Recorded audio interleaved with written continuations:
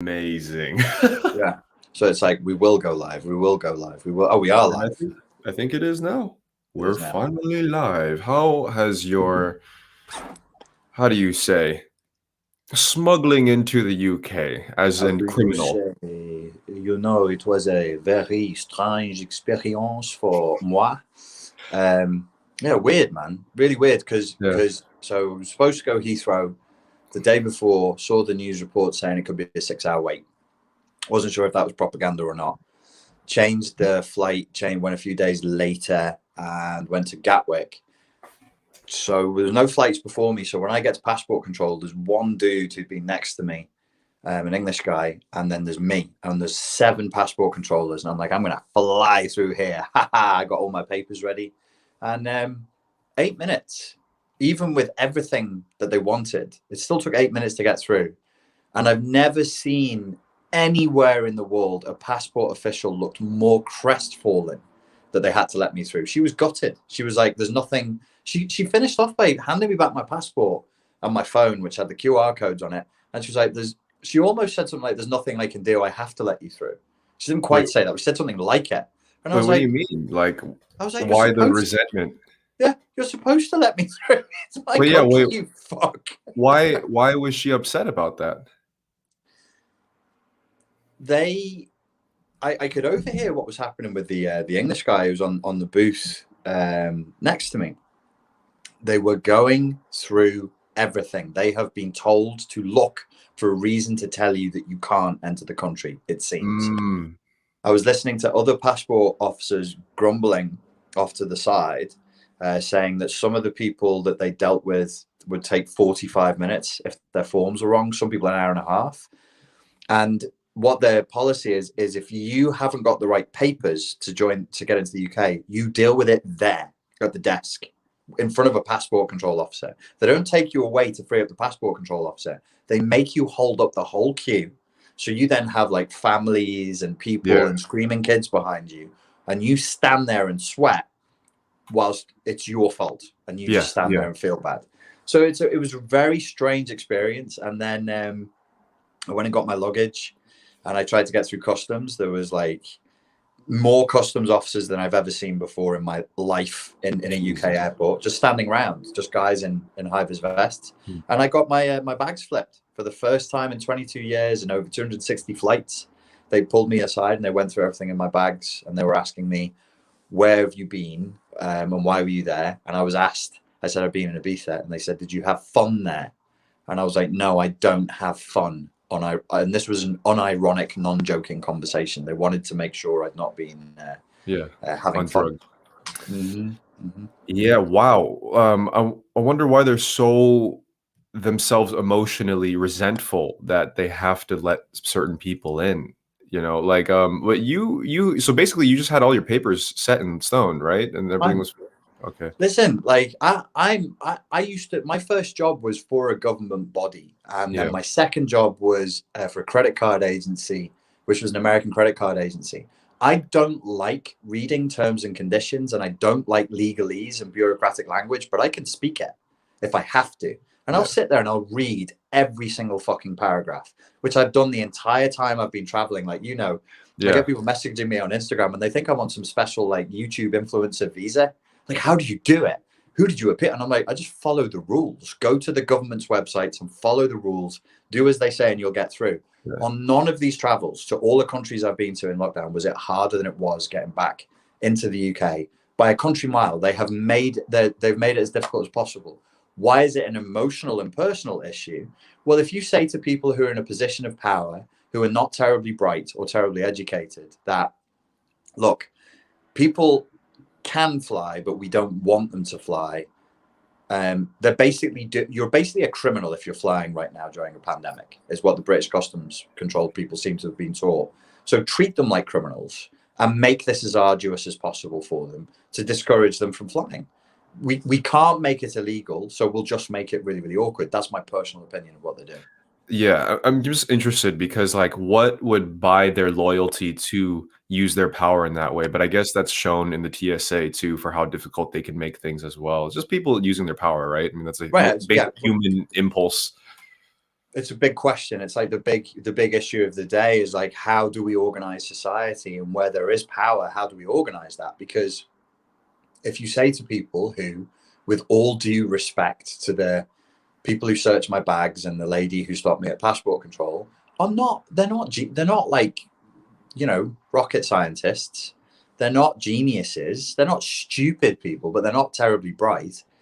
That this is their job and they have to do it. Suddenly they start acting like resentful prison officers who are on a double shift, Yeah, I and mean, there was their a attitude whole stinks.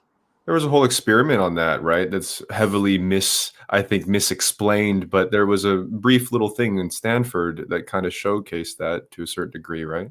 Yeah, Zimbardo and maybe Millman. Yeah, I mean, Uh, to summarize in 2 sentences, gave a bunch of random college kids. Was it college kids? I think they were college kids. yeah, the college kids. One Yeah. of them were half of them were prisoners, and the other half were imaginary prison guards, and they just abused the fuck out of it and just started being terrible to them just because they have the power. Yeah, unfortunately, it's transpired that the people were very coached for the experiment. But I think that it confirmed a stereotype that exists for a reason, which is that when you give people power, especially if they've never had power before and they're not intelligent enough to have the humility to put their power into context, they take the piss. Humans are opportunistic, You know especially if they're what? not very bright. You know what's the greatest what do you say? A microcosm of that in action with internet forums and moderators, or like Discord chats and people getting mod status, because a lot of the time, except not here or any of our platforms, never, but in most situations, it's like people that end up becoming moderators Yeah, often are people that don't really have power outside of the internet world, so then they yeah. just go ahead and abused the hell out of it in their little subreddit on fern trees or whatever. 100%. And it bothers me. I'm 43 and I grew up loving Huxley with Brave New World, Burgess with Clockwork Orange. I loved V for Vendetta by Alan Moore. I loved Orwell's 1984, all set in England, and they all managed to capture an element of British psychology. Of there's something about the way we handle power. Every culture has a capacity to do this, Yeah, but the way that we handle power, we can be some petty motherfuckers, yeah, really. Like there's yeah, this weird petty truculence that you get, and it's really all those books. I mean, they're from a long time ago, Clockwork Orange and 90, but that side of our society hasn't changed. You do not want a bunch of British jobs worths stopping you or yeah, controlling your life. It's a fucking nightmare yeah. scenario. It's And nightmarish. I think it's good to remind ourselves, like, and I will be the martyr for this. Like, if I was any younger, or even now, especially 5 years ago, um, and being really angry and resentful with the fucking world, and and I had some pretty good reasons too. But if I had some managerial position, Mm. like, I mean, how could that not unconsciously slip out? You know what I mean? Yeah, Like, you're young and you're not disciplined enough. Of course, it's going to come out in your tone, how yeah. you treat people, how you manage things, especially if the big daddy gives you the power to. There's a thing that I would add to that. There's like Big Daddy offering you the power, and then Yeah. there's like an absence of Big Daddy. There's like this.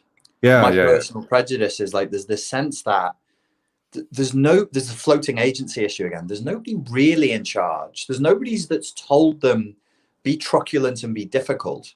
But whoever trained them for this phase, whatever the course was, and the tone of the course and the implication of the culture there at Gatwick, at Heathrow, and I'm sure across the whole of the UK, implies that I, as a British citizen, behaving completely legally, doing nothing illegal, am somehow guilty because I don't know, everybody's in lockdown and you're not. Oh, what do you do? Oh, you're a psychologist. Okay, the guy's going through my bag and he sees that I've got a ring light. What's this? It's a ring light. You're a psychologist. What do you need a ring light for? And I'm like, oh, for fuck's wow. sake. Because I like many people, I market what I do on YouTube. What were you doing in Ibiza? These are questions that I don't technically legally have to answer, but I was like, I'll just tell him so that Yeah, it I doesn't. mean, We don't have to get the police involved. I saw your Instagram story of the texts from the British government. And I'm like, Yeah, okay, first of all, they can contact directly to people. I didn't even know yeah, that was the thing, yeah. but it basically reads, when you travel to the UK, you must quarantine and take 2 further coronavirus tests. Otherwise, Mhm. you may be fined. The first test must be taken on before day 2 after your arrival.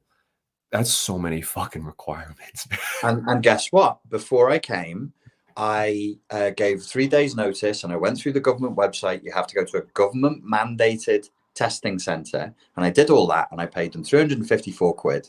They did not send me the tests. I've called them. I speak to some harassed young man on the phone who's clearly not a doctor, and it's not a medical center. It's a young entrepreneur who's seen the opportunity of dishing out PCR tests and making money off it, who's now struggling with orders out of a list of hundreds of people. So there is fascistic elements here, but there's also, so you've got like Orwell, Burgess, Huxley, but you also have Monty Python elements here. There's just Ah, nobody's. This is not Nazi Germany. This is like, because that would that would no, have been that's organized. hilarious. No, no, you're completely right, man. Like I never thought about this, but there's a huge absurdist parody aspect to how bumbling the Yeah, new world order really is. It's yeah. like just a bunch of fucking clowns like trying to manage things. The government mandated PCR test giver. I just spoke to him an hour and a half ago. I said, "Where is my test? I've given you the money. The government is demanding I take these tests. I'm technically I'm eligible for 10 years in jail or a £10,000 fine under the new UK laws. I can't leave the house. Where are my fucking tests?" And he said our couriers have been working very hard and now they're asleep. And I was like, "Are you 12 years old? Why would you say that to me?" Dude, He's you like, know, "Oh, okay, well, our couriers have been working very hard and now they have to sleep, sir." dude, speaking of which, I just watched Brave New World on Netflix, Oh, and yeah, I know you liked the first few, and then it kind of I did dips off, a right? little. And Yeah. I actually liked the whole thing, but I can see where you would doze off. It got really like maybe not teen drama, but like Yeah. along the lines of that, you Yes. know. Yes. But it's still amazing. The cinematography and like the world building in there is fucking great. Like It it's looks beautiful. It looks dude, beautiful. The Pierre knows this about me, folks. There's only so much of two good-looking models turned actors fawning over each other I can take before I'm punching yeah. myself in the face, and I'm like, I can't do this Yeah, anymore. yeah, yeah, exactly. And but you know what's funny? Like that's like the PRXO Aquarius paradise is that dystopian Brave New World. They're beautiful, You beautiful know? people taking drugs, Yeah, partying. You I can mean, change your outfit like that. I mean, it was part of it. Is like I that's would part of the love that fantasy, right? It's cool. personally. I would love that situation. But to tie it back, it's like these novelistic depictions of these idealistic dystopian regimes. They have a badass quality to it. You know, Hmm. like Hmm. obviously something usually happens that makes the whole thing combust. Hmm. But it's like now it's like a bunch of 13-year-old boys on the playground that's trying to play an authoritarian government, but Hmm. they're fucking 13-year-old boys that can't Yeah. live up to daddy who or Yeah. grandpa that actually did it, you know?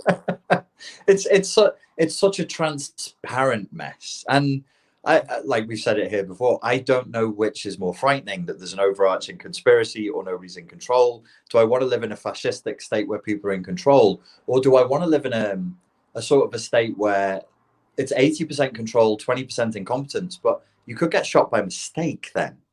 Like Yeah. there's another great British representation of totalitarianism. Perfect. Terry Gilliam's Brazil. Have you ever seen that? Mm.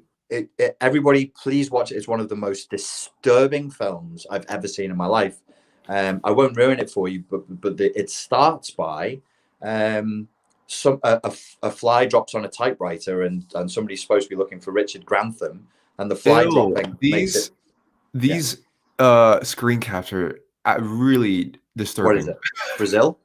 Yeah. Yeah, it's it's Ugh. a it's a dark, truly dystopian. It's Terry Gilliam could be quite brutal with the audience, and I think this is probably him at his most Yeah. brutal. But I can't but even because look at these screen caps, man. They're like pretty disturbing, man. it's disturbing, it's a disturbing movie, and there's a weird.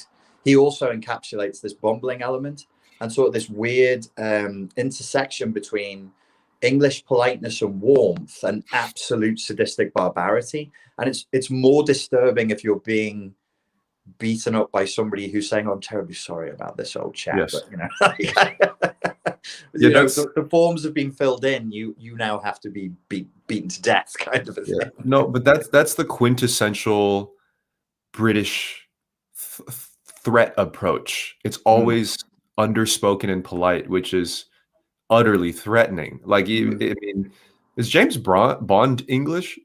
Would he be I considered always, English? Or? I always screw this up. I always get confused with whether the actual character arc was he was a Scottish naval commander or an English naval commander. But I think that's Sean Connery that's doing it. So let's say yes, he would have been English. He would have been the Yeah, but even as the supposed hero figure, the Mm. level of threat is always approached with a bit of politeness, you know, whereas Yes, in yeah. the West, it's like, let's be as loud as we possibly can. Like, dude, today, like an hour before this stream, like I'm finally like trying to leave the house here and there to enjoy myself.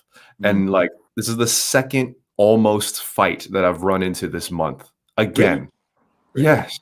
Yes. And this one was like this dude blocked my way. Like Mm. he came across in front of me and he started like doing the eyes. I don't know if it was like the Asian thing or the makeup thing. So I don't know. He was like pointing there. Mm. And I was like, hello. And then he takes off his earphones, hears my voice. He does the, oh my God, this is the dude. Mm. He starts looking at my Adam's apple. And I'm like, Mm. yeah, I'm a man. And he's like, man. And I'm like, can I walk? Can I go through? You know? Mm.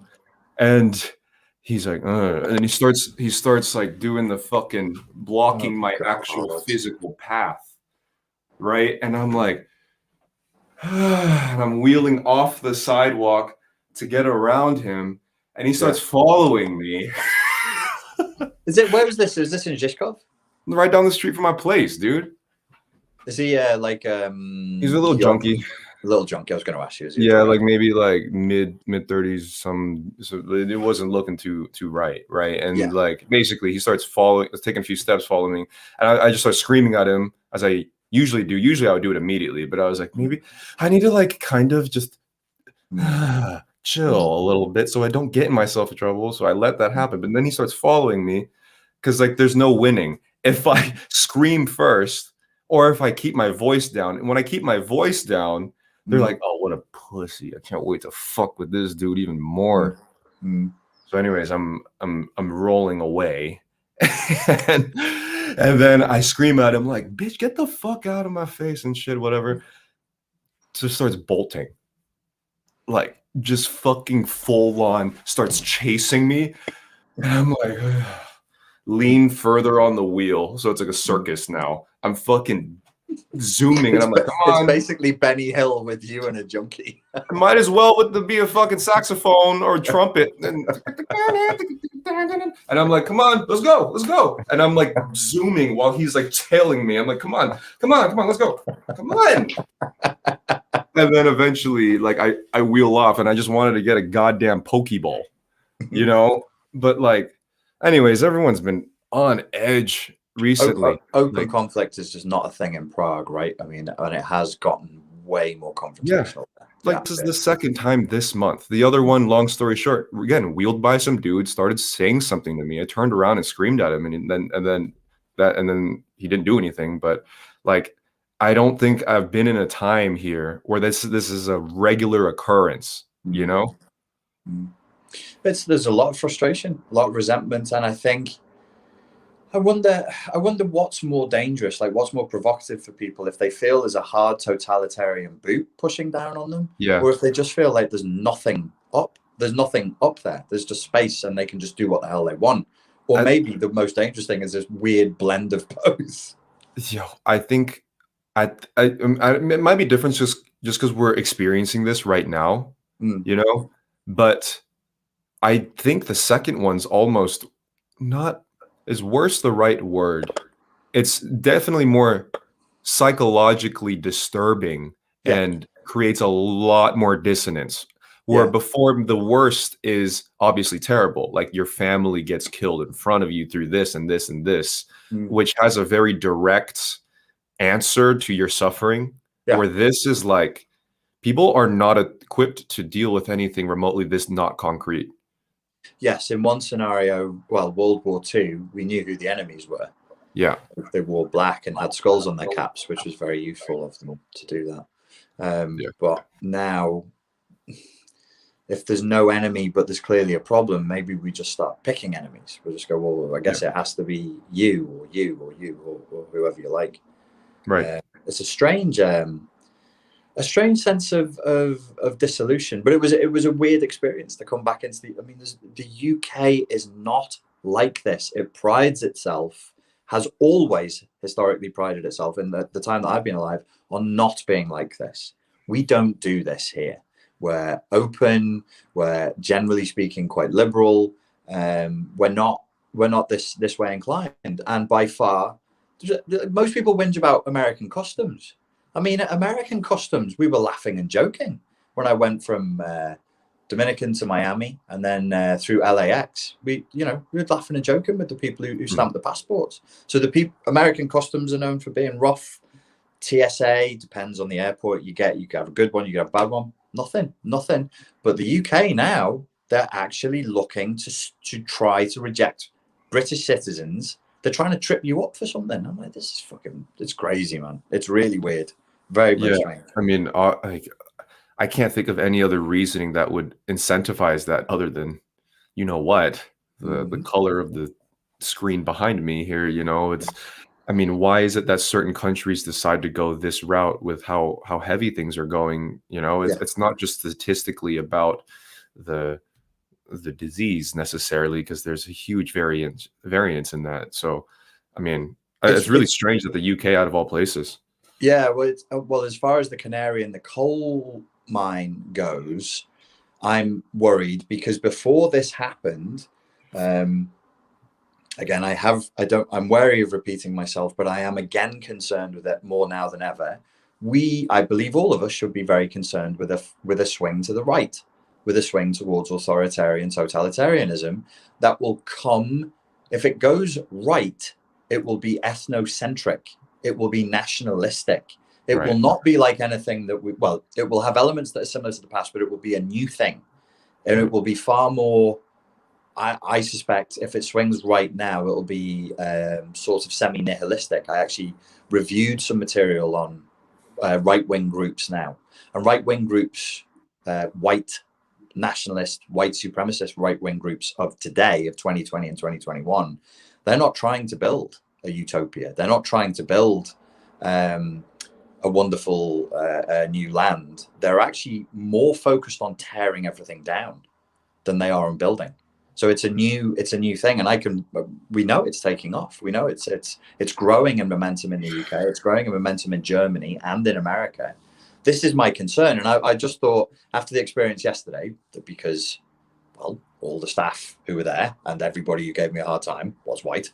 I am white. I don't know if anybody was not sure about that. And I saw it there, and I was like, is this the future? Is this what we're doing now? Is this the way? So they, like, what happened exactly in your eyes, like there? Just the feeling, because Oh. that is a. I know what that is. Like, I know what that feeling is. So, trust me. Well, Like, well, I'm we aware of that. yeah, it's teams, isn't it? It's Yeah. teams, so Yeah. or tribes, Yeah. perhaps. Yeah. We are here doing this. You were here, but you left. You fucker, you traitor, you Yeah. betrayer. There's a pandemic, and you're off doing what? We have to stay at home, and there's this like weird British curtain twitching resentment. Where have you been? What have you been doing? Yeah. And why? How do you justify that? Yeah. Don't you realize we've been sitting and getting fat and eating takeaways? Exactly. Yeah, dude. Let me hypothesize this. So, you have both sides of the spectrum, and everything is very racially charged or other outsiderly charged or foreigner charged, Mm, whether it be about immigration, appropriation, yeah, people getting tired of the discussions of appropriation and yeah, race.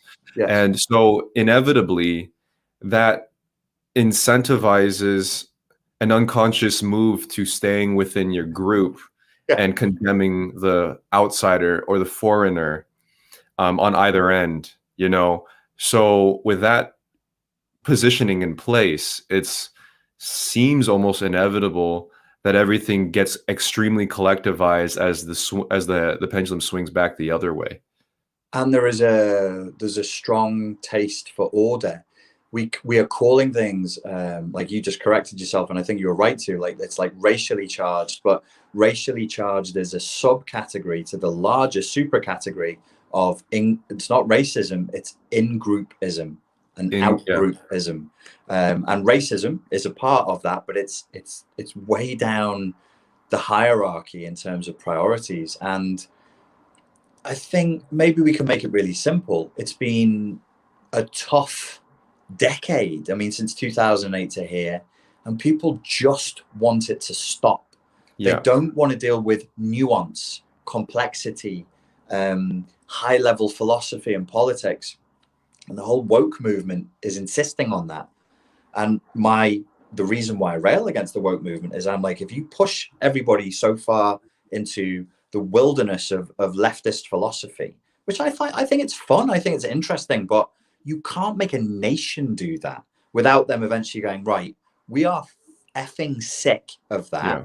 Now let's go all the way over here Right. so that we can get to a sense of like, Yes. that's So better. yeah, exactly. So to specify, it's like you have that crazy, far extremist left woke territory, which they are pushing for segregation. Like Yeah. you can't appropriate, you can't wear something from another culture, you can't behave or act outside of your own image. You Mm, posted a thing about Idris Elba, the black actor, and people mm. were mad because he didn't have enough black friends and didn't like eat black food.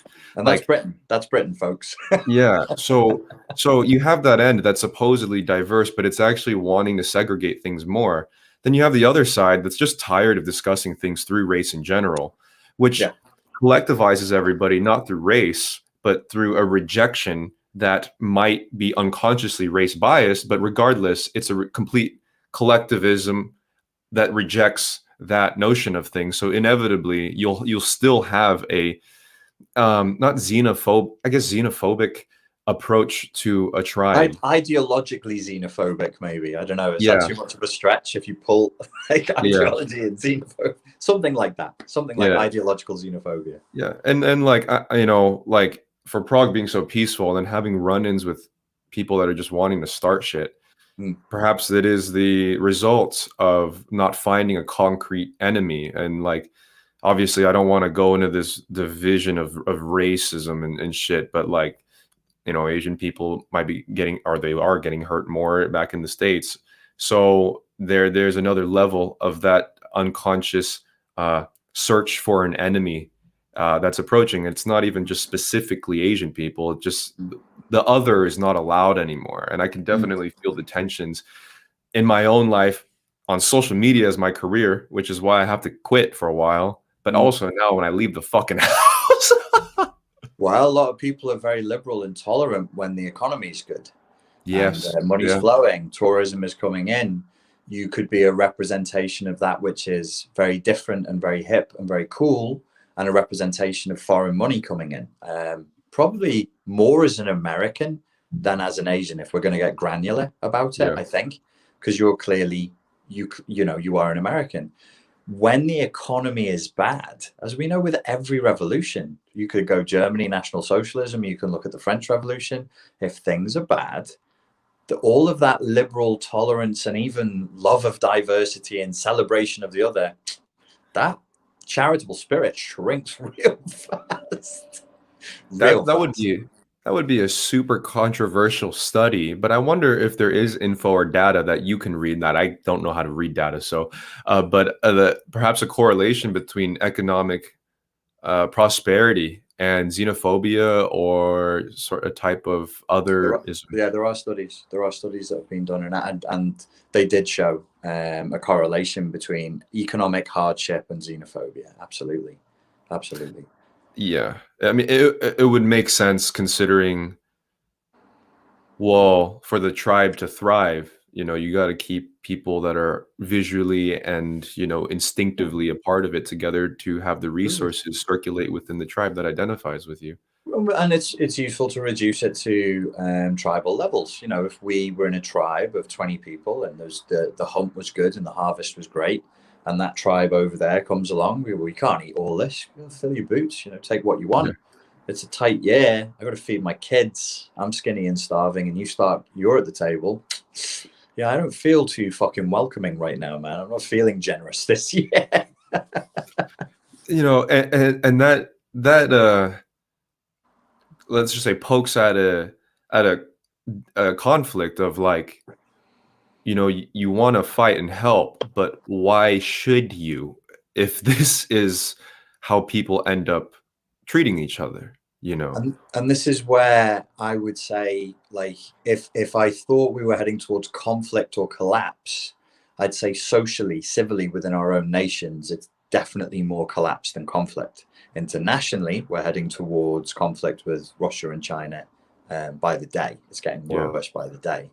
But internally, yeah, there is a sort of a sense of, well, fuck it. I mean, whose team do you join now that isn't just spouting nonsense? I mean, and then if you join them, what fucking good does it do? Like, you know, the optimism, like utopianism, is a pain in the ass, but you sort of need that utopian illusion to even motivate you to do a thing, and I think Totally. that's draining. That's why I think the woke thing is done, because it's not leading anywhere. And if it was, I think even the wokest of the woke can now see over a timeline, we're not fringe anymore. We're now mainstream. If this was going to be good for society, it already would be. So people like me start going, okay, this is actually, not only is it not helping, it's actually definitely hindering progress at this point. Yeah, and as things go, the pendulum or the pressure cooker is definitely boiling, and the water isn't necessarily bubbling just yet, but the opposition to that is going to come really fucking hard whenever it does, man. Yes, yeah, which is why I just feel like, you know, we will get out of this. This is going to pass. It's a question of how painful will the passing be, and so that's why I would want to speak for individual liberty, the right to let people do what they want to do, unifying rather than dividing along racial, economic, class, language, ethnic lines, whatever you want. And Hey, I just hit something as you said that. Sorry to interrupt, but sorry. that message is the answer. I believe you're right there, but it's the number one thing that people fear, because in a time that is as volatile as this, to imagine being on your own and you have an individual choice for yourself without a group during a time where it's as uncertain as this is mortifying for a lot of people. You know, it's right now is like the instinctual thing to do is just to grab on to the first daddy or mommy you possibly can. Yeah, and I'm optimistic that if we take this choice, things will work out well. I'm optimistic if we take this choice. I'm not so optimistic that broad scale people are ready for that, like the majority of the population. But it doesn't require everybody to take that choice. It requires a critical mass of us to take that choice, I think. And you're 100% right. Like, no, people don't want it. But here we are as humans. This is the point. We're at that point, the Terence McKenna point. We can grow up and evolve consciously, fully consciously. Like, we are now going to combine our technology, all of our innovation, everything that we have. We're going to put the tools on the table and make it congruent with our values and choose to consciously evolve, or we will now devolve. That we're at a hard split in the road. Unique time to be alive. Really fascinating time to be alive. Sure. Because you can't compare this to anything else. This is at the level of the fall of Rome. This is at the level of, you know, things like the Spanish Inquisition and so on and so forth. So humanity is doing this, and so rarely in history is there just a binary choice. True. But really, now, I mean, ever since this whole thing started, we've repeated that a few times of being like, there will never be a landmark moment involving a situation like this for a super long time, considering, for example, the first thing we think of is the fall of Rome, and how long ago was that? Or the Spanish Inquisition, how long ago was that? And even the witch hunting, right? but it has the element that has never been seen before in human history, which is the instant connection through technology Mhm. of the global interconnectedness. That's Mhm. never happened, and it never we'll never see a precipice where that is merging in with everyday physical reality. Mhm. Mhm. Yeah, it's an accelerant. It's a kind of a Yeah. psychedelic, in Is fact. this the It's a thing. singularity that, Terence McKenna implied? Yep. Yep. The But singularity. This is the singularity. maybe that's why he was so vague, because he knew that the uproar that would occur in the singularity coming, so he always just kept it like the singularity is coming, but Yeah. maybe he didn't he left out this detail. Yeah. Maybe. I mean, in a sense, I look at his popularity online and the way in which he haunts YouTube spaces, a certain intellectual YouTube Yeah, spaces. His voice is there, and people upload videos and they make like lo-fi trip hop types, like yeah, the one that you did for us. And with psychedelic, and he's here. He's yeah, in the machine. He's a yeah, part you're of right. this. He blurred the boundaries between himself and the internet. So he's here. He's here Yeah. amongst us right now. He didn't go. Oh, that's crazy. You know, you're right. He was the first to really start integrating himself with especially that volume of content too, before the Mhm. internet, to Yeah, just spurt out talks like that as much as he did before the time of the internet. He was yeah. intentionally or unintentionally pioneer in that sense too. Kind of a prophet, kind of a Yeah. techno cyberpunk psychedelic prophet, for a new age. And I see, it's easier to see what he said as being true in 2020 than it was in 2012, when he said that would be the eminentizing of the eschaton in Yeah. 2012, and it didn't happen, but things did happen then. There I think was it a pinnacle. started. Yeah. Yeah, it started, and it's been trickling down since then. And it's a crisis point. Nobody would deny we're at a crisis point, and that's okay. We don't have to Mm. go completely crazy because we're at a crisis point. Things change, things move forward, and it's in moments like this where you can improve things. I mean, and that's Yeah. that's where I would say I still have the optimism. Yeah, I think the issue is the dissonance between physical crisis and understanding it. And it's a really strange time for a crisis of this caliber, Mm, because it's boring, but mm, it's not at the same time. yeah, yeah, So a lot of me has been struggling with, like, is it really as bad as is it? But it is. yeah. The the ultimate conclusion, like when we were talking the other day, that you said you'd come to, is that the ideological crisis is a serious crisis, right? Yes. Because you were Yes. like, is it yes, no, yes, no, yes, no, yes, no, yes, no, and it's landed on yes. Yes. I talked to Terence McKenna within the realm, and it's obviously the government overreach and the pandemic, we all know, is Mm, definitely an issue. But mm, one thing that I think a lot of us are kind of still fighting with at times, and is the ideological zombifying, the mm, brainwashing of the collective masses. And mm. it's way more serious than I think a lot of us have really come to terms with at the moment. We just think it's annoying now, but I think Yeah, it's actually really serious. yeah. I think a lot of people. There are people who are sounding the alarm on it. There's some sort of a weird perception shift that you need to have, and I think it is kind of psychedelic in nature, where you go, okay, it sounds cool if somebody like Terence McKenna says, what does he say? Reality is made of language. And you go, oh, wow, that's some trippy shit. But then if you wrap your head and you go, wait, is it actually, like, do we live a social reality that's made up of linguistic constructs? And you go, Yeah. yeah, that's Mhm. what your fucking rental contract is. That's what a dollar bill is. That's what your shoes are. These are social constructs based on social contracts. So Mhm. we live magically, not in a vague new age way. No, we are magical creatures living magical lives. The magic sucks. Magic can imprison, magic can bore. Not all magic is magical. It's sometimes it's dull as fuck. And so once you crack that shell, you go, oh shit. So if people are ideologically off course, it can hurt. Yes, it could really, even if they have the best of intentions. Yes, even with the best of intentions. You know, we played that Alan Watts clip, The Army of Useless Saints. Like, Yeah. even with the purest of intentions, you can create huge evil in the world. And a lot of this, I think, boils down to, I call it the woke movement, but I think really it is called the woke movement, and I refer to it as wokeism. It's a kind of control freakery. We don't trust each other. We don't trust each other, and we don't trust ourselves. And that's where it's the same as the Bolshevik Revolution. It's the same as the French Revolution. It's the same as the Spanish Inquisition.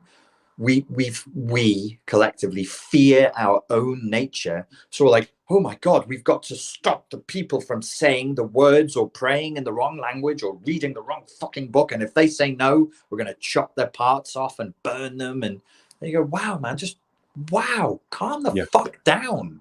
Right. Calm down with this rigid psychotic certainty about truth.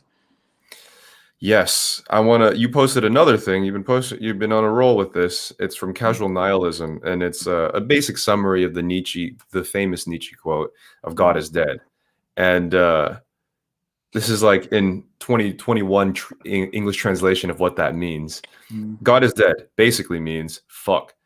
The decline in the belief of God might lead to the loss of meaning. Does anything have value anymore? There now seems to be no meaning at all in existence. Everything seems to be in vain. I must quickly inspire people to establish their own values. I just screen capped the screen so I can see what timestamp it was that you said that, because I'm going to have the video editor put your voice over the thing, and I'll say God is dead and do the full thing in Nietzsche's voice, and then I'm going to have you say it in the modern voice. let me redo that separately. Like I'll do it. I stuttered a little bit. Do this a better way. Well, I'll take a recording from you afterwards, because I think that would be good. Okay. So we can have it in one place and just go, look, this is what Nietzsche actually said, and this is the translation into modern English.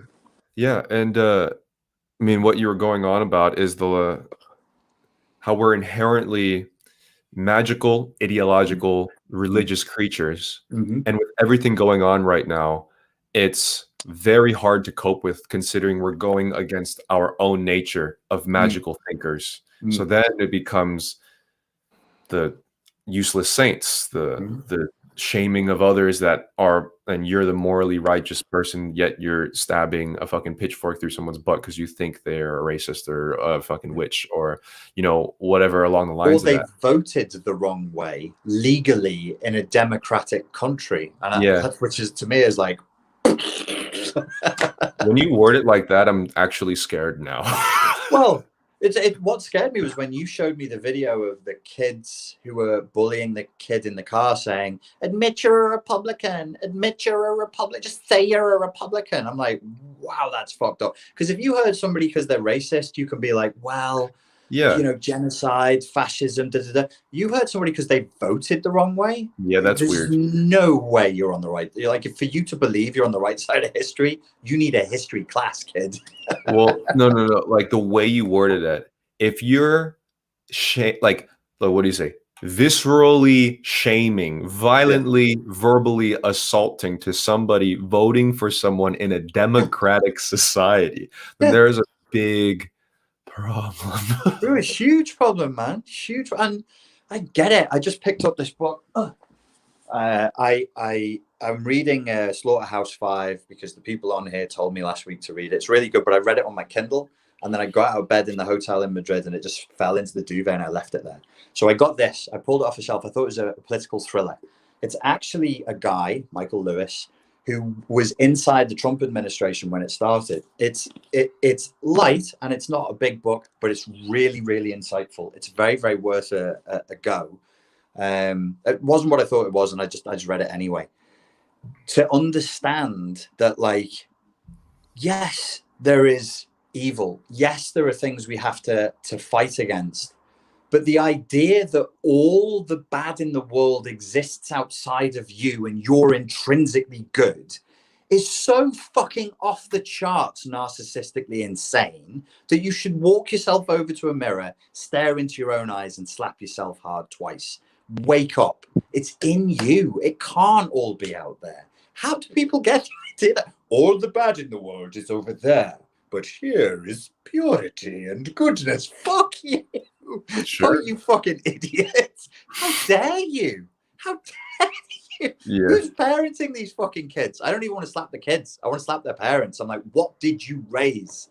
Where are the boundaries on this child's narcissism and entitlement? It's insane. Totally insane.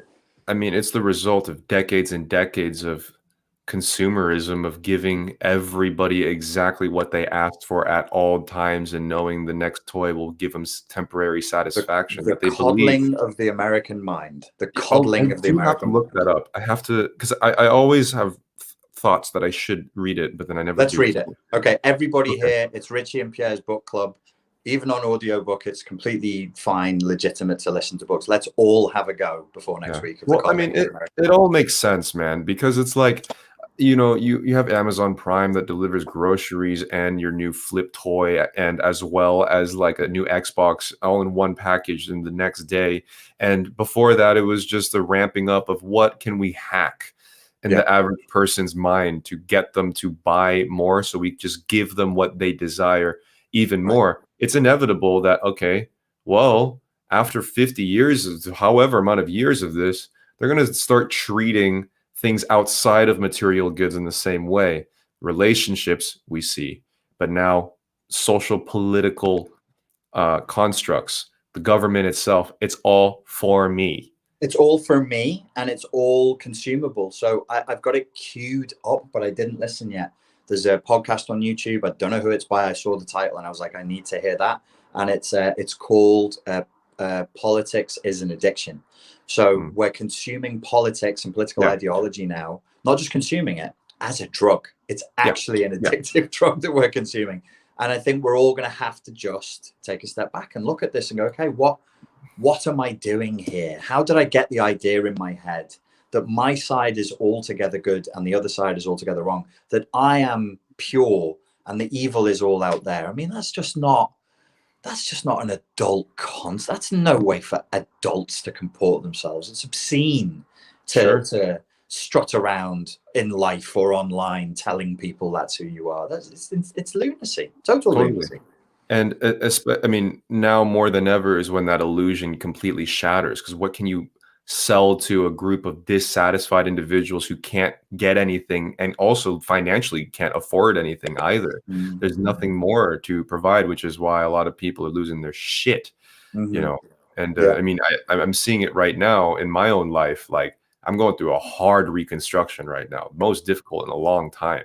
And like, when you're mentioning, like, for example, the political drug, right? I think a part of what I'm going through too is a social media heroin withdrawal. Like it hits really hard, like a cocaine withdrawal or whatever. I wouldn't know. I can only imagine it's like that. But it is, Pierre. Yeah. And like I'll see in my recommended like headlines of political shit that I usually would watch. Yeah. And I'm just taking a step back because I'm just trying to watch things that aren't related to that. Yeah. But I feel the urge. Just one more line, Pierre. Just one more line. You know you want to know what happened when this person called this person this and this new policy gets sent in like this. But I have to hold back. What is the payoff that we're all getting from listening to our political opponents clown themselves? What are we getting? It must be like indignation, I guess, like outrage. Yeah, a little coquette. Yeah, a little coquette. They're wrong, so therefore we're right, I suppose. Yeah. It's not good. I mean, but on another sense, in another way, I'm still optimistic. It's not that hard to solve. It's really not. I was talking to Yuji Rose and a lady called Anna the other night on an Instagram live, and one of the things that came up, and I was like, oh my God, that's such a simple solution, is we have a lack of plurality. You have code, you can have code blue or code red, and that's it. There's no other option. There's like everything is presented as a false binary. The people who are non-binary like presenting everything as binary. It's insane. But it's not true. there's only two choices. I just said before, we as humanity have two choices to either evolve or not, evolve or devolve. But there's very, very rare occasions in life where we only have two choices. And it's very stressful to think in terms of two choices. You know, this was raised because I said, I want an alternative to BLM that I can Yeah. sign up to and not feel ashamed of. I like, please give me. It's one of those. Occasionally, we'll bring up like magical spell casting, right? This binary thought pattern is a big spell that has been casted, because even though you do know that there are many other ways to approach a supposed binary thought, like there's we all know, but the more this narrative gets spell casted, it becomes everyone's reality, even the nuanced thinkers of binary results. And I'm seeing that in my current situation right now too, or as I would find a gray area somewhere before, but the narrowing of the hallway gets more and more because of the spell that they've just matrixed around reality. That is also partly like a response to trauma. When people are traumatized, they engage in binary thought. It's called black and white thinking. So if we all have a kind of collective PTSD, we regress back in a non-ego boundaried, non-adult way to childlike levels of thinking. Mummy is either God or demon. You know, she can't just be a depressed middle-aged woman dealing with some sort of alcohol. There's no new, like, how the fuck is a 3-year-old supposed to think that? She's either God or she's the devil. And so we're all regressing a little bit.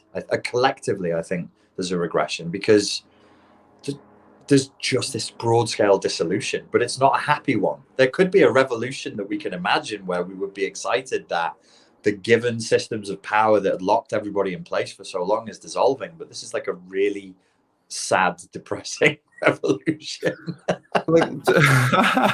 It's pathetic. It's really fucking pathetic. Bunch of losers. Everyone's a fucking loser. You know, like me included. Me included when I say this shit. Me too. We're fucking cowards and losers. It's pathetic the way we are. It's pathetic. It's the most anti-honorable, pathetic, weaselly, wormish fight against nothing. You know? It is. It really is. It really is disgraceful. It's a fucking disgrace.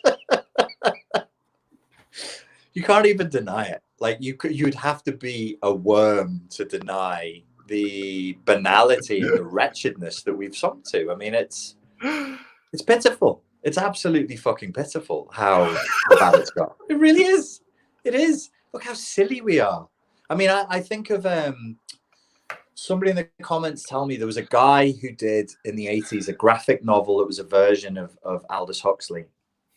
And they were watching something on TV in this graphic novel. He's Neil Postman, I think his name was. And it was the Bumblefucks and the Bumbletons on TV. And it's like, everything is Bumblefuck Bumbleton. Everything is missing a man with the baby penis. And you're like, really? That's okay. Hey, no, not only that, they're going at each other, but they're playing the floor is lava. Don't touch the floor. Don't touch the floor. Why? Just don't. It's bad for you. Just don't touch it. Just don't touch it. For fuck's sake. But like, okay, but think about this. I think we and everybody in the chat, and obviously the exclusions, because we're special, right? We're special. We're the virtuous ones. We condemn the people who are non-virtuous, but by implication, that means we win the dominance hierarchy of virtue. Everyone's an echo chamber, so we can pat ourselves in the fucking face for this one, right? So, but the reason why I think with let's just say validated the way that we do feel. Imagine taking care of a daycare. They're just little fucks running around hitting each other with the fucking foam noodle. Breathing their hot virus-invested breath into each other's ears. And I've taught one English class to 11-year-olds to 16 Yeah, had a breakdown when I came home because I can't be dealing with fucking children. Some it's people are hard. just made for it. Some people are made for it. Yeah, But imagine someone that's completely inexperienced with handling uh, 50 toddlers in a small room and they're yeah, all playing the floor is lava and they're all bullying each other. yeah, That yeah, would destroy anybody. Anybody yeah, would get destroyed. yeah. Yes, yes. I do think when I mentioned the collapse before, when we look at things collectively, there's so many people and there's so much nuance. It's quite hard to see that. I love reducing things to simplicity, either an individual or a tribe or a village. Yeah. And I think what happens before an individual collapses? Well, they're exhausted and exasperated. You Yes. exhaust them, you exasperate them, and then they they're just like, oh fuck it then. For Yeah. just to Yeah. just Fuck mummy's it. gonna drink and take Valium now. Right. Right. Right. and Well, I mean, daddy's gonna leave forever. well, okay, if with the implication that maybe everybody here isn't just part of this fucking toddler fight. Right. When you sit and you watch a YouTube video regarding it, or you find out this new headline, doesn't that provide the same feeling as an exasperated babysitter seeing a bunch of toddlers still bullying each other and you can't do anything about it? Yes. Yes. Yes. If we're doing the emotional literacy exercise of what does this make us feel, there's no doubt that that's there. That's a huge component of the cocktail of whatever psychological state, emotional state we're going through is the exasperation of looking at toddlers that you can't stop. Like, Yeah. you ask them, you threaten them, you offer them rewards, and they just won't fucking stop hitting each other, and they like it. I mean, I think I expressed some of that exasperation on the race issue months ago to you. I was like, people just like it. They just fucking love being racist. It's a fun day out for the family. They just like it. So, like, how do you put on your virtuous, white knight in shining armor on the white charger and go, well, we're going to fix racism? No, you're not. No, you're not. You're not going to stop people from gambling. You're not going to stop people from wanking over porn. You're not going to stop people from being racist because it's an indulgence and they like it.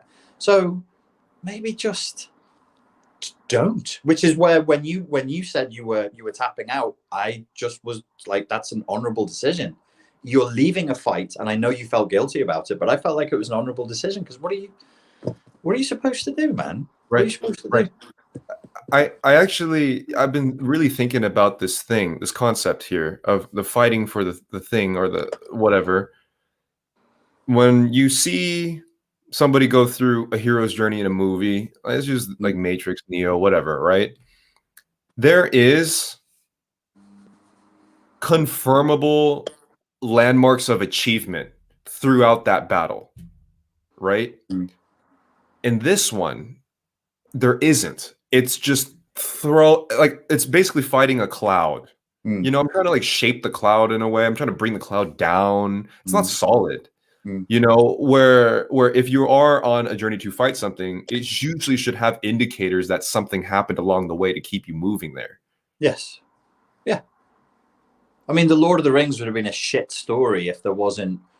They arrived at a place. They were nearly killed, but they survived. They go to another place. They were nearly killed, but they survived. We don't have that. We just have this. I mean, how shitty of a fucking movie would it be if you watch some dude fight a cloud for 2 hours? Well, there is that. I thought about this. The expression on social media sometimes of the collective unconscious. There's this trend on TikTok where people you've seen it, I'm sure, the special effect, and then they fight themselves, and it's quite funny. Oh yeah. You've seen that. So you sort of punch the air, then you stand where you were and you keep punching, and you split into 6 people, and you all look like you're fighting yourself. I was like, there's something to that. There's kind of something like that that's going on right now. Yeah, I mean, I did that same thing at the end of my Red Blazer video. I duplicated myself in fucking 30 people, and I put a mosh pit of myself fighting myself. Because that's kind of how it feels, man. You're just fighting a simulation of yourself, duplicated multiple times, but nothing's ever really being done. But yeah, I mean, again, a pathetic loserish battle with a pathetic loserish fight with no outcome. Yeah. Because It's what again, it's just watching toddlers trying to conclude their fight by themselves. that's the it's hard not to cite Bezmenov now. It's really so hard to Yeah. have a Oh yeah. conversation and not cite Bezmenov, not cite McKenna, not cite Douglas Murray at some point as well, and just be like, wow, Bezmenov was so on the money. Because the way we're talking, that's the demoralization phase. Like, who are we fighting? Why are we fighting? Are we even worth fighting for? Like, what motherland, what fatherland, what family, what church, what, you know, I made this I made a video about this yesterday on the Richard on the philosophy channel about women being shamed out of being mothers, and I was like, I don't think that's a good idea to Dude, shame women okay. out of being mothers. I saw that comment on that video. Mm-hmm. The one that you pinned. Mm, You know which one? I do. My stomach hurts just thinking about it. But it like everything that's popping up externally in my life just confirms that you should be happy that you quit. Because when I see that, if I saw that on my own thing, it's just Yeah. another like arrow to the heart of hope that I have. Anyways, the comment, guys, if you don't know, it literally says, "Can you do it for me?" I don't know how to word it. Well, my premise was like, I'll if pull it young, up. yeah, if you probably should pull it up. If young women want to be mothers, it was a young woman who asked me to make the video because I had the conversation with her and I'm quite passionate about it. And I've heard several women in their early 20s have confided in me that they feel like all they want to do with their life is be mothers. But they daren't just say that or do that because they feel like they would be shamed. In one case, it's a Muslim girl in a Muslim country, and it's her own mother that would shame her because her mother is a lecturer in critical something theory at the university. So they're basically like, we don't feel like we can say that we're shamed out of wanting to be mothers. It's seen as less than, like we're failing the sisterhood in some way if we do that. Don't mishear me. I'm not saying women should get back in the kitchen and be mothers the same You way know as what? I'm not saying that. It's Let me volition. jump in here. It's actually way simpler. Yeah. It's super simple. Yeah. Richard basically says if young women want to get married and be a mom, they should be allowed to. They That's it. shouldn't be shamed for it. That's it. That's it. This comment goes, of course, starts off not passive aggressive at all. Richard, you aren't serious, are you? To say that it's okay for a young woman to be an only mother in this world, it means to be totally dependent on a guy. One person or on one person because we lost the tribe. Being dependent on one person is a recipe for disaster and falling an easy prey to abuse.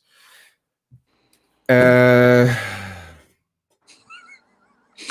that the sound of the computer just having a dude, I can't like it. I'm too attached to hope to like, dude, what?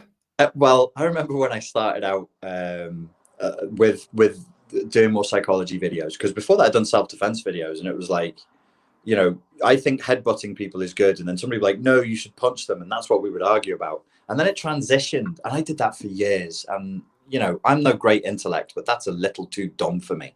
So when I could actually discuss psychology and philosophy with people, I was like, wow, Wonderland, Garden of Eden return, this is fantastic. And I remember thinking one day, fucking hell, the internet's weird. You can literally say anything and somebody will find a counterpoint to it. So if you said, it's good to drink water and stay hydrated, that's a biological medical fact. Somebody on the internet will say, yes, but if you drink too much water, your brain will swell up and you'll die. It's good to get vitamin D and to get outside and get sunlight. Yes, but if you get too much sun, you'll get skin cancer, you know, and on and on and on. I think this is a version of that. It's whataboutism. Yeah, And yeah, yeah. it's I'm not made for it anymore, man. I can't do it. Like I you're used to done. love it.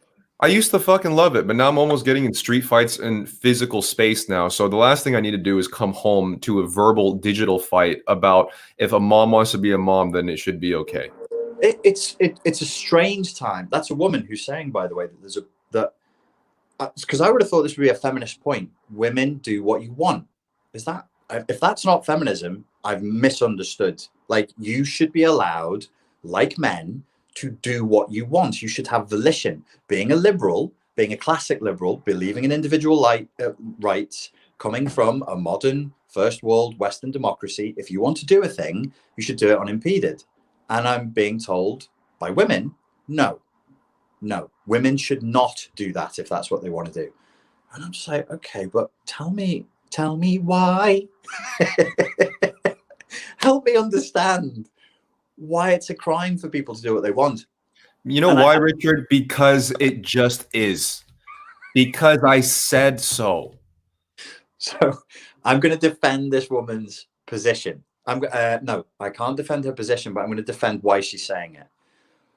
Here is a human being who has lived the experience of being a single mother, probably got with, I'm going to make some assumptions. She probably got with an abusive guy. She was a single mother, and it just put her through the mill. The fact that she was a mother was really, really hard for her. She mentions finances a number of times. So financially, it's been very difficult. She even says at one point, being a single mother doesn't pay. And I'm like, well, neither does being a father. Being a father doesn't pay. Being a husband doesn't pay. Being a wife doesn't pay. Do we only do things that pay? But that's trauma, right? Trauma puts you in your own, puts you in your thing. So you see someone, especially a guy, that's a man, like a confident man who's not a soy boy, talking about the subject, and you kind of think, no, fuck him. I'm going to tell him what it's like. So she's not addressing the argument. It's more of an ad hominem. It's more addressing it's always that, though. It's always that, and like, unless, because like if I went into this game with the preconception that I'm gonna box, that's fine. I hung up my gloves because I can't get hit in the head anymore. But like, to go in there to not expect ad hominem would be like, come on, like, you're on the internet, of course it's not going to happen, but like, when I saw that comment, I was just like, yo, man, like, I don't know if I could deal with stuff even remotely similar to this if I were to talk about anything, because what you're saying is an injustice. Still figuring out exactly what your trigger is, but it's something like, if there's an injustice and a misrepresentation of truth that could potentially lead to somebody's long-term pain and suffering, you really don't like that. Like, you really, really don't like that at all. I have my triggers. I have my things that I don't like, but that for you is a thing. And what's behind that unconsciously is, if we're going to go ahead and shame young women out of doing what they feel they would most like to do, or young men, or anybody, they're going to be forced to do something they don't want to do. And then they will suffer. For whose benefit? So that you feel like that's the way it should be. I'm painting the world. I'm God. I know how it should be. So you do as I say. So humans should ruin their lives so you feel okay. Really? How about we just say, mind-numbing, revolutionary idea, do what you want.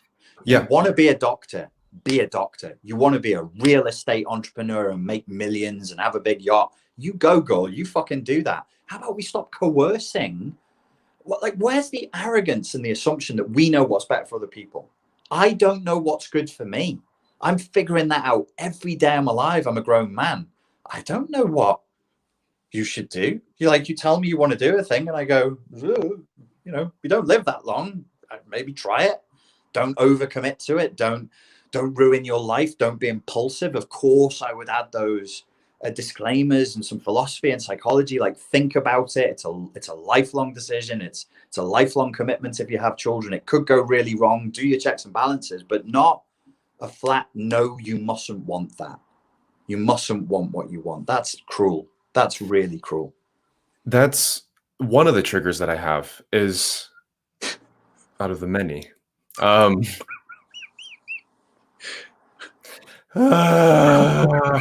it. No. It's just the respect for another's autonomy. That's disappearing bit by bit, and it's not even through the government. It's just like, I don't understand why people have such a hard time letting people make their own decisions. Yeah, but you would say that because you're a racist, and all racists say they mask their racism behind respect for autonomy. Next, you'll be telling me you believe in human rights, but all Trump supporters mask their hatred of immigrants behind And I know what you're feeling. Yeah, I've dipped my toe in. I told you privately, like I dipped my toe in for 3 days, and I was yeah. like, "Wow, it's bad out here." And you'd been doing it. Did you do it for a year? A year strictly, A year straight. but I was dabbling in other things before that, but definitely for Yeah. like a year of just like being in the eye of the hurricane. And I'm not gonna lie, man. It is like after 3 days, I was like, "Wow, this is." It's depressing. It's disturbing. It's a disturbing, and you're like, really, like that's you just sat there Well, looking at your computer going, do people really think this, or are they just trolling me? I can rant about this sort of thing for years, but maybe we'll save it for another one. But like to gently dabble into this, like another thing that's infuriating out of my thousands of triggers. But one thing is that when you said that about young women should just be allowed to be mothers if they need to, Mm-hmm. the reason why it's not right is it's because it's you saying it. Yes. If it was fucking Oprah, Oh, a woman came on and said, shouldn't it be a woman saying this? And I was like, exactly. So that's the thing. That's another thing for me but do you where want to live in that world where you must check the meat plumbing of the person citing an idea before the idea itself is looked at? Do you yeah, want to check my melanin levels before you check my... We're really just doing away with Martin Luther King. We're just forgetting content of your character right. before the color of your skin. It's done. And yeah, sorry to interject. Yeah, no, but It's hard. It's hard. that's terrible to see. Mm. Like knowing that your same message, if said by some other person, would be Yes. taken in with open arms while Right. you get the brunt of the biggest flipstick up your rectum, you know? And it's not enjoyable anymore. Maybe at first, but but like Maybe when it's new. maybe when it's new, maybe the third time because the first time it still hurts too. But no, Right. but like so, Key and Peele. Yes. I love I them. I, I showed a skit on the stream last night, but I Yeah. saw this actually first on TikTok, and I was like, Yeah. "There's a bigger message here," because I'm projecting a lot now. So it's a short skit. They're in a classroom, Mm. and one of them makes a joke under his breath, talking about hypotenuse, like I the wish I fucking was math high class. off the pot news. Yeah. And he's like, I wish I was high on pot news. And then his friend repeats it, high on pot news, huh? And then everybody in the class laughs.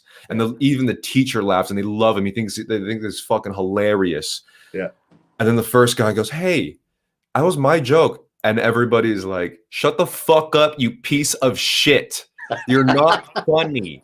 You're not fucking funny, you loser. And then the other guy says it again and everybody loves it.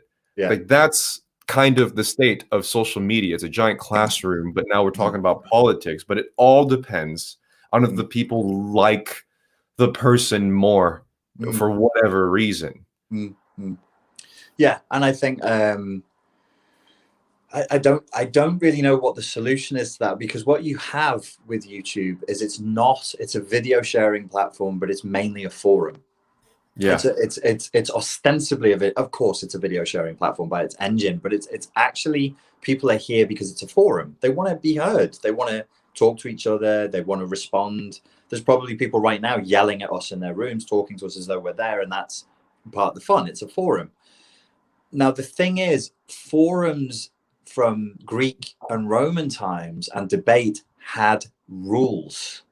They had no TV, they had no Netflix, no YouTube. They just talked and told each other stories. And if they wanted to do what we're doing, they did it in accordance with rules. And people don't care what the rules are, and they're not interested, because we're living through, as the rise of this forum has grown, so has a rise of anti-elitism and anti-intellectualism. So you say to people like, can you please not use logical fallacies with me?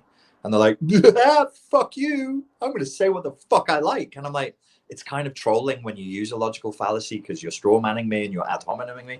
Fuck you, I'm going to say it because freedom of speech, bitch. And I'm like, that's not what freedom of speech means, you fuck. Well, I mean, like it gets worse. Your credibility comes Yeah. from how cool your shirt is. That's why I Like got a lot of credibility. it's literally you can repeat the same thing, but the influencer next to you has a cooler shirt. So it sounds like you're talking about a very specific event, Pierre. No, I mean, not. I don't have one specifically, but it's an amalgamation of everybody. We've been It's plagiarized, haven't we? yes, Big we have. big YouTubers with millions of subscribers have plagiarized stuff. Yeah, on the stream yesterday, basically, I really like these YouTubers too. I think Yeah, they're they're good. legitimately They're funny, funny. and I don't want to just start some shit because I'm trying not to have any more fucking drama and fights in my life, but seems to come back around somehow. But basically, these two YouTubers started. They renovated their entire podcast studio into a spaceship. But do you mean like where the windows show that they're over a planet and it's like moving? Do you mean like that? Yeah, it's like the horizon of a planet in a white spaceship with big windows, Oh. and they're sitting on chairs faced at each other Whoa. symmetrically, as Oh. well as apparently they discussed the idea of speaking about human behavior as two extraterrestrials. Oh, wow. As two, whilst in a floating flip ship. Wow, it's a cool idea. I mean, that's a funny, cool, creative idea. Wow, that's great. I wish them all the best. Listen, if it wasn't plagiarized, if it wasn't copied, okay, sure, whatever. Sure. But they're doing the same thing with a bigger following afterwards, and they have cooler shirts. So they're the ones, not us. Ah, well. Yeah. Oh, well. I'm just a happy little hillbilly in my white shirt. Ring a ding dang out here. Yeah, I think you said it was. You even said all they're missing is eye makeup for me, and a slicked back hairdo. Yeah, for you. I want the one person of ethnic certainty to grow a little facial hair, do the hair back, and I want him to speak with an English slightly Scouse accent. And I want the other person, the other one of certain ethnicity, to put eye makeup on and to maybe just put a little more bass in his voice, and then the circle will be complete. So even the positive outcomes of this fucking thing is pretty shitty. Well, I tell you what, with stuff like that, because I get my stuff plagiarized a lot with the psychology stuff. I don't care, but well, for it to be plagiarism, but you don't have to plagiarize people. You can just purely give people credit. It takes 2 seconds. You can just say out the side of your mouth, "I took this from Sam Vaknin. I took this from Laura Romano. I took this from Babada Babada," and you just drop a credit. That's all you need to do, and nobody can say anything after that, really. Yeah, but social media it's a wild, wild west game because like the curators of other people's content get more viewers than the actual creators of the content. So that's just the structure of how it goes, So what are you gonna do? And there is that there is a thing with YouTube now where it is a lot less democratic. Like I know that we have followers who are trying to start YouTube channels, and it's different now. There's a lot of content on here. And I think we've discussed this privately. I don't know if we discussed it publicly, but you must do video essays that have to be very, very well produced on very niche subjects, probably politics, and you should choose a side. What was the other one that you said was a good way to get going on YouTube? Exact keywords on the title, right? Yeah. Talk about other people stuff, usually. Drama, but you can't. Like when I started in 2013, I just put on a camera in the living room and was like, well, I read this about psychology yesterday, blah, blah, blah. A couple of jokes about big cocks and Star Wars references, and away I was. It was that. You cut that doesn't fly now. You won't get seen. You won't get seen.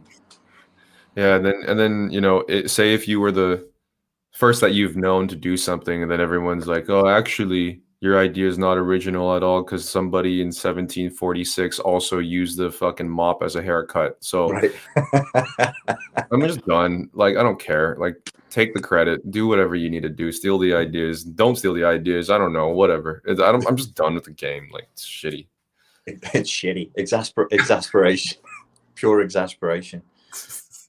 Well, this is the I think this is the thing where you look at this, and why I titled it absurdism is you sort of, there's almost like a scale of movement.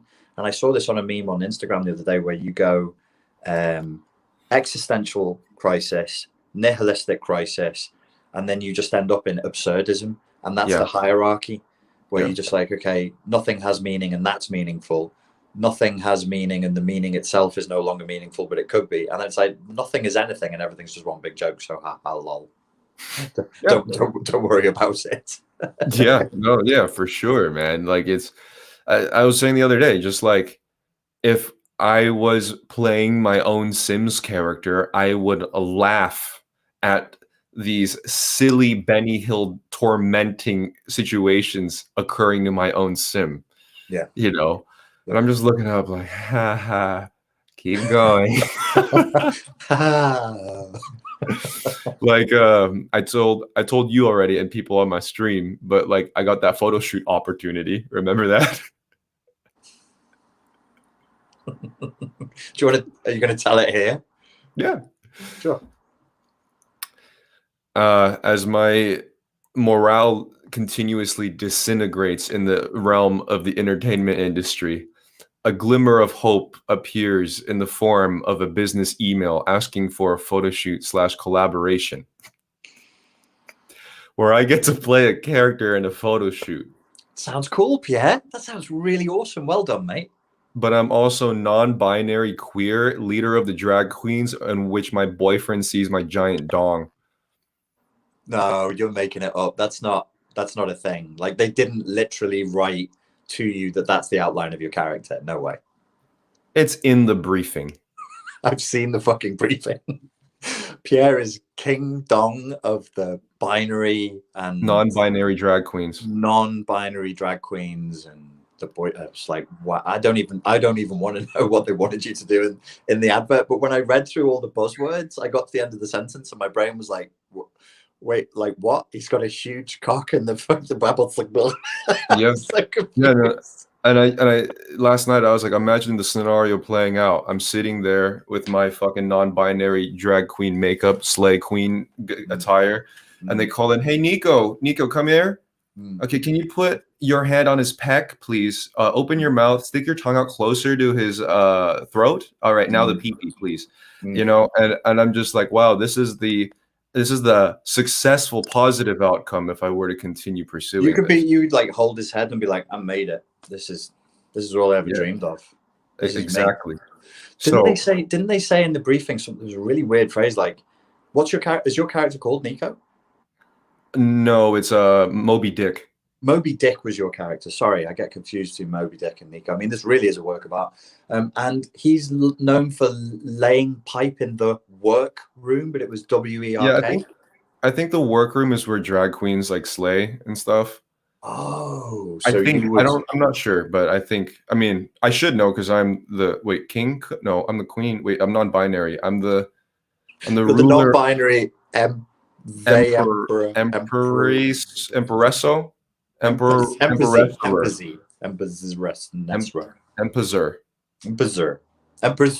perfect, Empezer.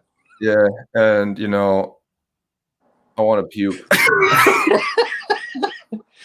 Yeah, I was like, wow, that's awesome. You've got like a modeling deal. And he was like, wait till you read the contract. So I read it and I was like, what the fuck? Yeah, man. It's like if you want to be in entertainment now, pick a side, pick a statement, pick a message. You can't just do it for doing it. Choose Lil Nas X. Yeah, it's like we're gonna cast you as you're gonna wear a G-string and give Satan a lap dance, and people are gonna love you for it. You're also gonna sell shoes with human blood, and it's gonna be totally okay too. Is it Ryan Johnson, the guy who does the pitch meetings? I think so. No, I'm getting confused with another YouTuber. There's a guy who does the pitch meetings. I'm going to send him an email and ask him if he could do pitch meeting for the Lil Nas X video, because that would be fucking so funny. So you have a music video for me? Why, yes, sir, I do. And how does he get down into hell? Well, turns out... He froze.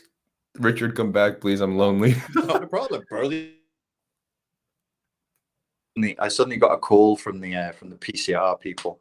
Of course. Yes, Yo, but like, they're sending me through my test right now. imagine this though.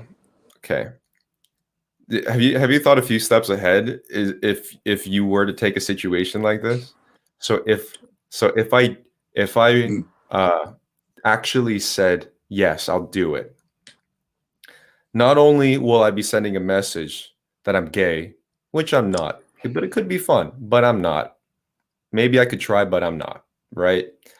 Then the audience either goes, "Wow, you're so brave, Pierre, slay queen. I'm so proud of you. You're brave. Do this and do this." And then I say I'm not. And then you know what happens?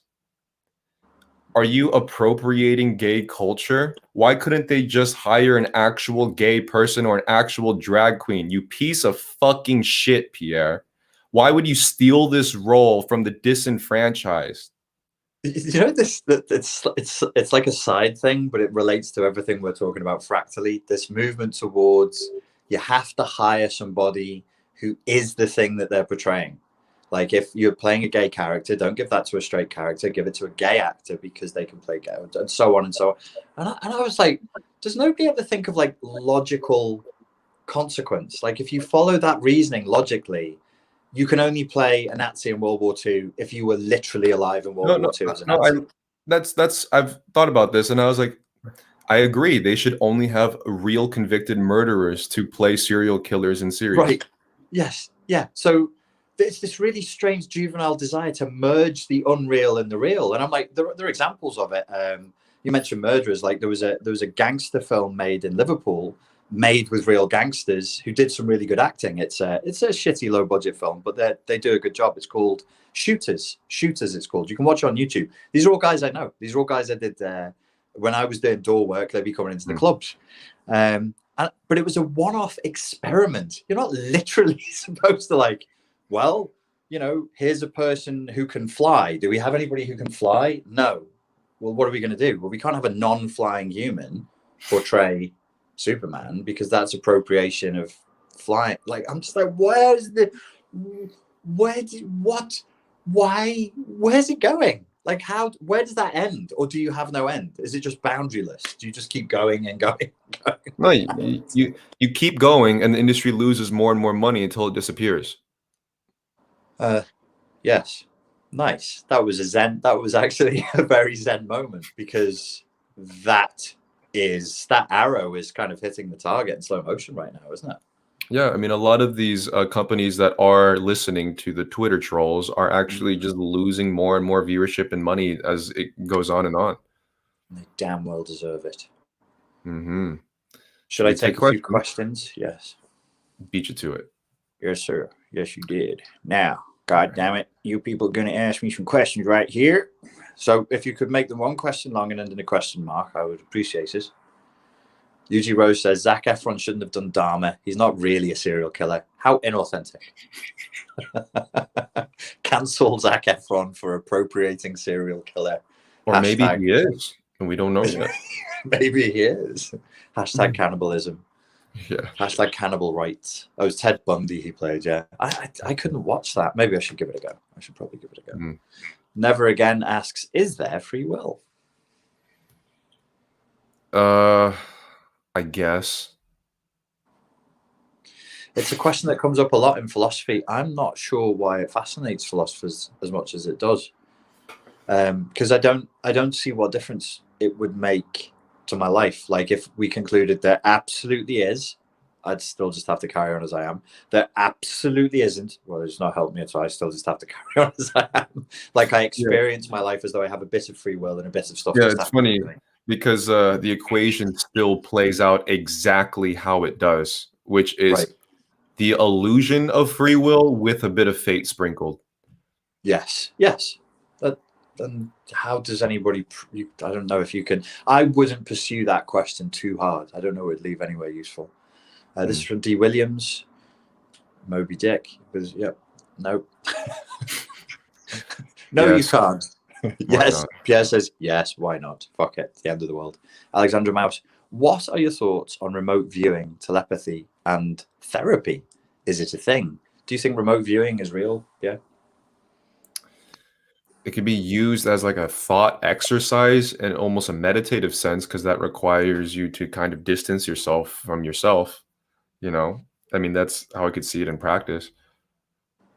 There was a whole system of self-development that I came up with when I myself was pretty fucking mentally ill, and it required that every session start with you actively doing a meditation where you have an out-of-body experience. Not that you convince yourself that you are, but Yeah. that you visualize that as a way of before the session begins, you go into a state of egolessness. You come out your body, you look from above, then you come off the Mm. planet, you go and look at the sun, the stars, just so you can get a sense of perspective before you get into the ego drama and the story of your life. You're like out in the stars and everything is infinite and it's all consciousness, and then vroom back. Oh yeah, I have a problem with my mom or my uncle or something, and you're like, oh yeah, just have a looser Yeah. sort of Right.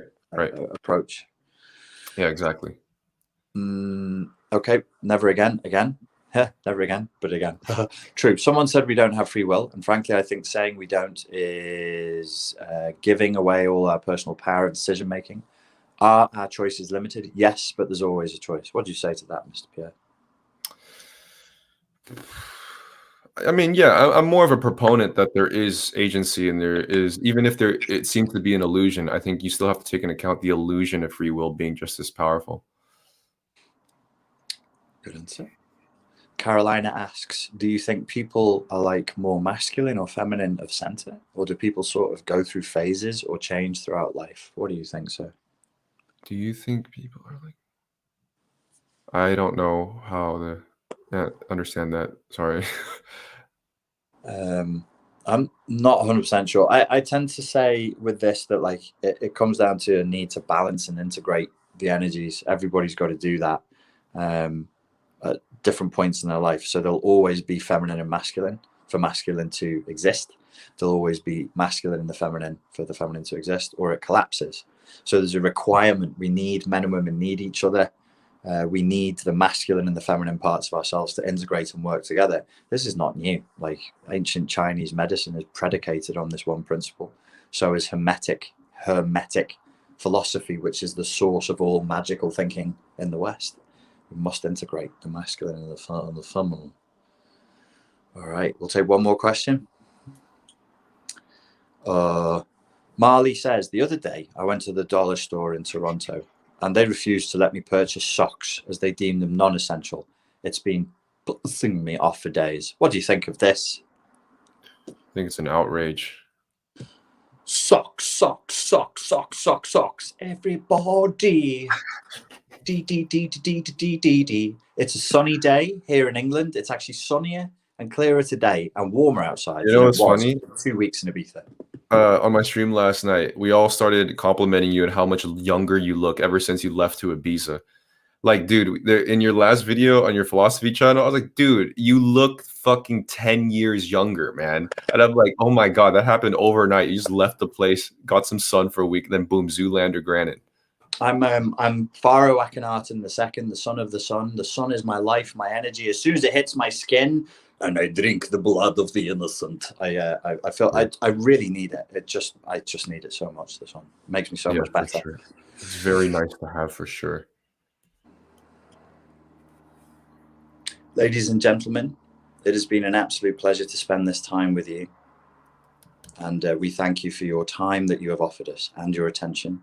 And we look forward to speaking to you again very, very soon indeed. Hi. Hi.